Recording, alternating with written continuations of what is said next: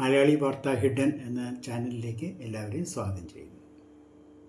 ഞാൻ ക്യാപ്റ്റൻ ജോയ്. ജോമോൻ പുത്തമ്പുരയെ പറ്റി കേൾക്കാത്തവർ കേരളത്തിൽ കാണുമെന്ന് തോന്നുന്നില്ല, പഴയ തലമുറയിൽ. കാരണം നീണ്ട പോരാട്ടങ്ങൾ, വർഷങ്ങളും ദശാബ്ദങ്ങളും നീണ്ടു നിൽക്കുന്ന പോരാട്ടം നടത്താൻ എല്ലാവർക്കും സാധ്യമല്ല, രാജ്യങ്ങൾക്ക് പോലും സാധ്യമല്ല. രണ്ടാം ലോകമഹായുദ്ധം പോലും 10-25 വർഷമേ നിന്നുള്ളൂ. പക്ഷേ ജോമോൻ പുത്തമ്പുരയുടെ പോരാട്ടം അതിൽ കൂടുതലാണ്. അല്ല, മറ്റുള്ളവർക്ക് നീതി നിഷേധിക്കപ്പെടുന്നവർക്ക് നീതി കിട്ടണമെന്നുള്ള ആഗ്രഹത്തിൽ. സിസ്റ്റർ അഭയ എന്ന് പറയുന്ന ഒരു കന്യാസ്ത്രീ കോൺവെൻറ്റിലെ കിണറ്റിൽ വീണ് മരണപ്പെട്ട് കിടക്കുന്ന കണ്ടതാണ് ചരിത്രം തുടങ്ങുന്ന അവിടെ നിന്നാണ്. അത് ആത്മഹത്യയാക്കി ലോക്കൽ പോലീസ്. അതിനെതിരെ പ്രതിഷേധം വന്നപ്പോൾ അത് ക്രൈംബ്രാഞ്ചിന് കൊടുത്തു, അവരും ആത്മഹത്യയാക്കി. അതിനെതിരെയും പ്രതിഷേധം വന്നപ്പോൾ CBIക്ക് കൊടുത്തു, CBI എഴുതി ആത്മഹത്യയാണ്. അപ്പോൾ അതിൻ്റെ കേസിൻ്റെ പുറകെ നടന്ന് ഓരോ തവണയും അന്വേഷണത്തിലുള്ള ലാപ്സസുകൾ കണ്ടുപിടിച്ച് പുനരന്വേഷണത്തിന് കോടതിയെ സമീപിക്കുകയും അതിൻ്റെ ഫലസാഫല്യം ഉണ്ടാക്കുകയും ചെയ്ത് ജോമോൻ പുത്തമ്പുരയ്ക്കലായി. അങ്ങനെ ഒരു CBI എൻക്വയറി കഴിഞ്ഞു, ആത്മഹത്യ. രണ്ടാമത്തെ CBI എൻക്വയറി കഴിഞ്ഞു, അതും ആത്മഹത്യ. മൂന്നാമത്തെ എൻക്വയറിയും കഴിഞ്ഞു, അതും ആത്മഹത്യയാക്കി. നാലാമത്തേതും ആത്മഹത്യയാക്കി. അങ്ങനെ 5ാമത്തെ തവണ അന്വേഷിച്ച CBI ടീമാണ് കുറ്റവാളികളെ പിടിച്ചത്. ഈ കുറ്റാന്വേഷണം നടത്തുന്ന ഏജൻസി അല്ലാത്ത എല്ലാവർക്കും കേരളത്തിലെ അറിയാമായിരുന്നു ഈ കൊലപാതകം ആണ്, ആത്മഹത്യ അല്ല. കൊലപാതകം നടത്തിയതാരാണെന്ന് പോലും നാട്ടുകാർക്കല്ല, ഇല്ല അന്വേഷണ ഏജൻസി ഒഴിച്ച് എല്ലാവർക്കും അറിയാം. അപ്പോൾ ഈ നമ്മുടെ രാജ്യത്ത് നീതി ലഭിക്കണമെങ്കിൽ അതിനെതിരെ പോരാടിയാലേ പറ്റുള്ളൂ. ആക്ച്വൽ പോരാട്ടം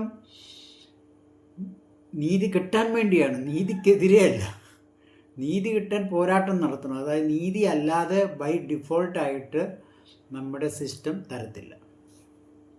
ഇതുപോലെ സസ്റ്റൈൻഡ് കമ്പയിൻ നടത്തുന്നതിൽ അതുപോലുള്ള ഉത്തമ ബോധ്യം, പിന്നെ ആത്മധൈര്യം, പിന്നെ കോൺഫിഡൻസ്, ആത്മവിശ്വാസം. അപ്പോൾ ഇതൊരു ചൊല്ല് പറയുന്നത്, ഇത് മൂന്നും ഉണ്ടെങ്കിൽ ഇംഗ്ലീഷിലായിട്ട് പറയും കോൺഫിഡൻസ്, കൺവിക്ഷൻ ആൻഡ് കറേജ്. ഈ കൺവിക്ഷൻ ഈസ് വളരെ വളരെ പ്രാധാന്യമാണ്. നമ്മൾ ഏത് ഉദ്യമത്തിന് ഇറങ്ങി തിരിച്ചാലും കൺവിക്ഷൻ എന്ന് പറയുന്ന ഉത്തമ ബോധ്യം, നമ്മൾ ചെയ്യുന്ന കാര്യത്തിൽ ഉള്ള ഉത്തമ ബോധ്യം, അതുണ്ടെങ്കിൽ entire cosmos will vie each other to help you എന്നാണ് ഇംഗ്ലീഷിൽ.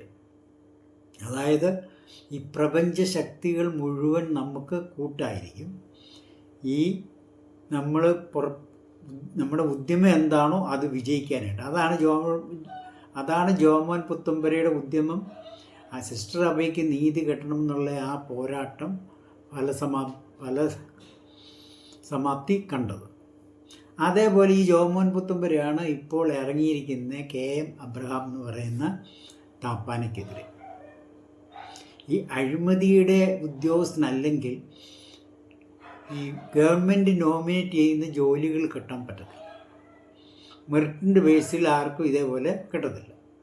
അപ്പോൾ അഴിമതിക്ക് കൂട്ടു നിൽക്കുന്ന ഉദ്യോഗസ്ഥരെ മതിച്ച് മിക്ക ഭരണാധികാരികൾക്കും, അത് ഏത് ഭരണം നോക്കിയാലും, നിങ്ങൾ കഴിഞ്ഞ ഒരു 50 വർഷത്തെ കേരളത്തിലെ ഭരണം എടുത്തു നോക്കാം, ഏത് ഉദ്യോഗസ്ഥനെതിരെ പ്രതിപക്ഷ പാർട്ടിക്കാർ സമരം ചെയ്യുന്നോ അഴിമതിക്കാരനാണെന്നോ അല്ലെ അയാൾ ഇരിക്കുന്ന ഡിപ്പാർട്ട്മെൻറ്റ് അഴിമതി ചെയ്തെന്നും അതേ ഉദ്യോഗസ്ഥന് ഈ പ്രതിപക്ഷ ഭരണത്തിൽ കയറുമ്പോൾ അവരുടെ കീ പോസ്റ്റുകൾ നിയമിക്കും. എന്തുകൊണ്ടാണ്? അഴിമതി ചെയ്യുന്നവരെ വേണം എല്ലാവർക്കും. അതാണ് ഈ KM അബ്രഹാമത്തിന് ഇങ്ങനെ പല തസ്തികകളും ഇങ്ങനെ ഒന്നിനു പുറകെ ഒന്നായിട്ട് വരുന്നത്. ഇയാൾ എല്ലാ അഴിമതികളും സ്വയം ചെയ്യുന്ന കൂടാതെ നമ്മളെ അപ്പോയിൻ്റ് ചെയ്യുന്ന ആൾക്കും വേണ്ടി ചെയ്തു കൊടുക്കും. ഈ as A Hachette man you can say. അപ്പോൾ ജോമോൻ പുത്തമ്പുരയാണ് ഈ കേസിന് പുറകെ ഇറങ്ങിത്തിരിച്ചത്. അതുകൊണ്ട് ഈ നീറ് കടിച്ചിരിക്കുന്ന പോലെയാണ്. ജോമോൻ പുത്തമ്പുര കയറി പിടിച്ചാൽ 2-1 അറിഞ്ഞേ പിന്മാറുകയുള്ളൂ. അതായത് അവസാനത്തെ വിജയം അല്ലെ റിസൾട്ട് കിട്ടിക്കഴിഞ്ഞാൽ ജോമോൻ പുത്തമ്പുര പുറകോട്ട് പോകത്തുള്ളൂ. അല്ല, പുറകോട്ട് പോകുന്നത് ജോമോൻ പുത്തമ്പുര എന്നിട്ടേ നിർത്തുള്ളൂ. അല്ലേ 5 തവണയൊക്കെ ഈ സുപ്രീം കോടതി കയറി ഇറങ്ങും ഈ അഭയ കേസ് അന്വേഷണത്തിന്. ഇന്ത്യയിൽ പണച്ചിലവുണ്ട്, നമ്മുടെ ഇന്ത്യയിലെ എഫർട്ട്. ഓരോ അന്വേഷണത്തിലുമുള്ള പാകപ്പിഴകൾ കണ്ടെത്തിയാലേ അന്വേഷണത്തിന് കോടതി ഉത്തരവിടത്തുള്ളൂ. അപ്പം അങ്ങനെ നീറ് കടിച്ചിരിക്കുന്ന പോലെ നീറിങ്ങനെ നമ്മളെ കടിച്ചു കഴിഞ്ഞാൽ വിടത്തില്ല.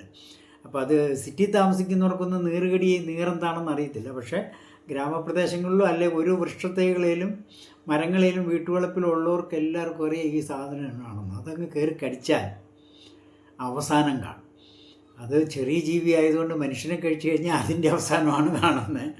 പക്ഷേ ജോമോൻ പുത്തുമ്പരയുടെ ഈ കേസിൽ ഇപ്പം കെ എബ്രഹാത്തിൻ്റെ അഴിമതികൾ, അയാൾ അനധികൃത സ്വത്ത് സമ്പാദിച്ച് ഇന്ത്യയെ പല പട്ടണങ്ങളിലും വാരിക്കൂട്ടിയതിൻ്റെയൊക്കെ അന്വേഷിക്കാൻ ഇപ്പോൾ പോവുകയാണ്. ഇത് എവിടം വരെ എത്തുമെന്ന് അറിയത്തില്ല. പിന്നെ ജോമോൻ പുത്തുമ്പരയാണ് ഇതിന് പുറകിലുള്ളത് കൊണ്ട് അതങ്ങനെ എളുപ്പം തീരത്തില്ല. കെ എം അബ്രഹാമിന് അങ്ങനെ അങ്ങ് രക്ഷപ്പെടാൻ പറ്റില്ല. പക്ഷേ ഇവിടെ പ്രശ്നം ഇപ്പോൾ എങ്ങനെ രക്ഷപ്പെടും? അപ്പോൾ ഇതിന് ഒറ്റ മാർഗ്ഗമേ ഉള്ളൂ കെ എം അബ്രഹാത്തിന് മുമ്പിൽ.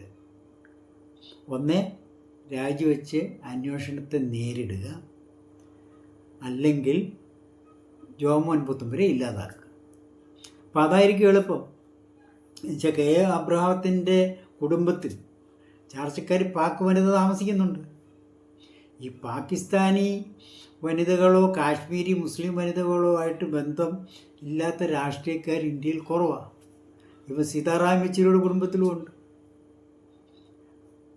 സുനിത പുഷ്കർ, ശശി തരൂരിൻ്റെ ഭാര്യ, ഇവർ തമ്മിൽ തെറ്റുന്ന എപ്പോഴാണ്? ഭർത്താവിൻ്റെ അടുത്ത് വേറെ സ്ത്രീകൾ അടുക്കുന്ന ഭാര്യമാർക്ക് ഇഷ്ടമില്ല.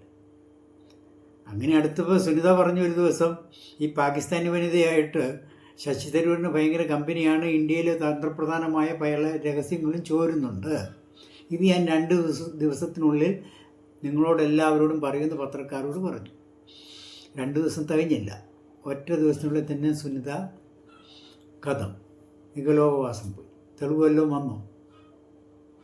പാകിസ്ഥാൻ ഇന്ത്യയിൽ ഒരു അട്ടിമറിയോ ഒരു ബോംബ് സ്ഫോടനമോ അല്ലെ ഒരു കൊലപാതകം നടത്തുന്ന 24 hours വേണ്ട. അതിന് മാത്രം നെറ്റ്വർക്ക് അവർക്കുണ്ട് ഇന്ത്യയിൽ, അതിന് മാത്രം നെറ്റ്വർക്ക്.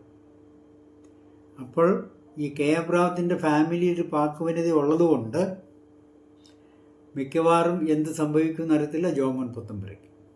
അവിടെ ജോമോൻ പുത്തുമ്പര ജാഗ്രതയായിട്ട് ഇരുന്നുകൊള്ളുക. വേറിട്ട കാഴ്ചപ്പാടിൽ കൂടിയാണ് ഞാൻ കാര്യങ്ങൾ അവതരിപ്പിക്കുന്നത്.